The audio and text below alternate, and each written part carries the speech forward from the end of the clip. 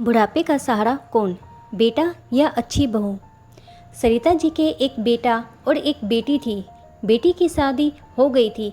वो साल भर में सिर्फ छुट्टियों में ही मायके आ पाती थी और बेटा उसे अपने काम से ही फुर्सत नहीं मिलती थी और कभी अगर समय मिल भी गया तो अपने दोस्तों के साथ व्यस्त रहता था। सरिता जी और उनके पति दोनों अब बूढ़े हो चले थे।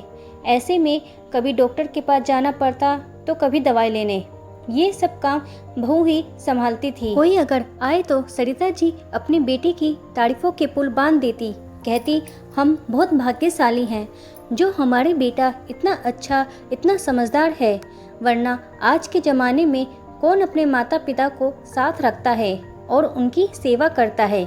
और सभी उनकी हाँ में हाँ मिलाते, क्योंकि सभी जानते थे कि कौन क्या करता है।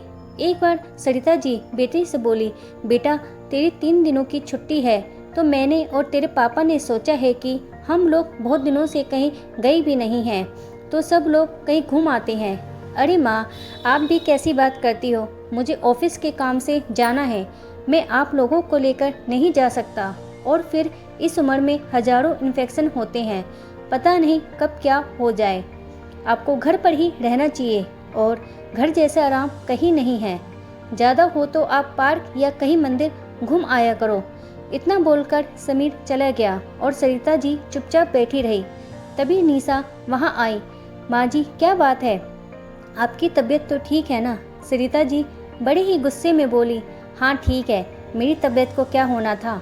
अब निशा पापा जी से पूछती है, तब उसे पता लगता है कि माँ जी क्यों नाराज़ है और वो समीर को मनाती है।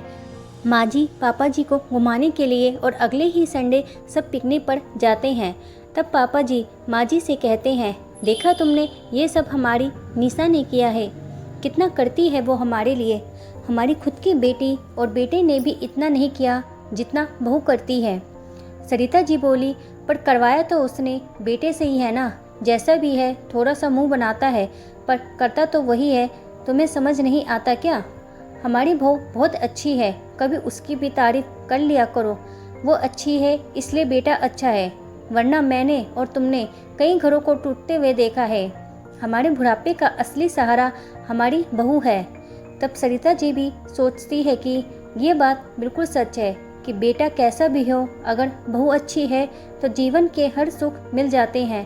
फिर भले ही शारीरिक कष्ट होते हैं बुढ़ापे में, पर मानसिक शांति प्राप्त मिलती है।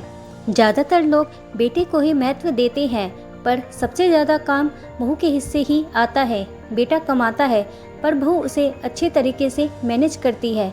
माता पिता की देखभाल हो या रिश्तेदारों का मान सम्मान, ये सब बहू के ही जिम्मे होता है। दोस्तों, वैसे इस बारे में आपका क्या विचार है, मुझे ज़रूर बताएं कमेंट के द्वारा।